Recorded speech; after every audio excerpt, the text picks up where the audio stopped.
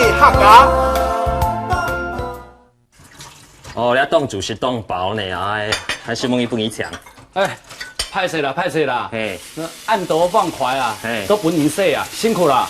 不会啦，这个吃的这么饱哈，这个洗一下碗哈，这样动一下，哎呦，这样不会太口啊。哎，不过话又说起来啊，午饭我下厨你洗碗，哎呦，算起来啊，懂公平嘛？一公平哦，不过你的手艺真的出乎我意料之外的好，我一下吃3碗饭啊，肚脐都会长白黑的呢。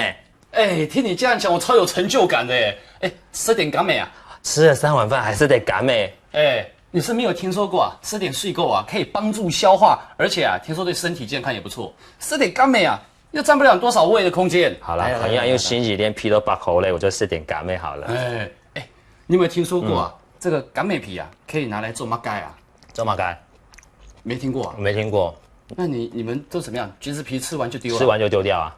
哇，你真好命哎！对啊，那难不成你们家都是甘美皮长大的啊？哎，当然不是啦！哎，你也知道我的家婆啊，她是传统的客家人啊，而且很勤俭嘛。从以前她就把这个甘味皮啊留下来包成一包啊，这放在屋子各个角落来除臭哎。悠扬啊，那等一下我们就在随心看要走下表的甘皮来除臭咯。哎，不只是这样啊，而且我们可以放在细笋田啊、老周蛤啊，另外还有像是海葵呀、还有这个蟾蜍啊，我们都可以放一些甘味皮呀。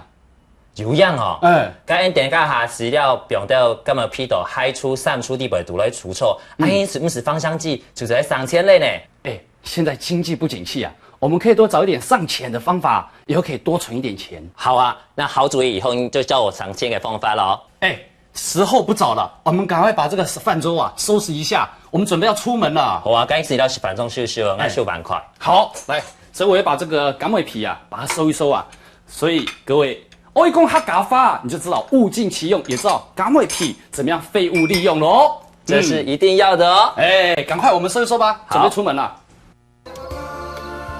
食汉堡，食汉堡，碗筷，碗筷，公平，公平，加咩，加咩，水果，水果。干么屁？干么屁？谁信件？谁信件？3000，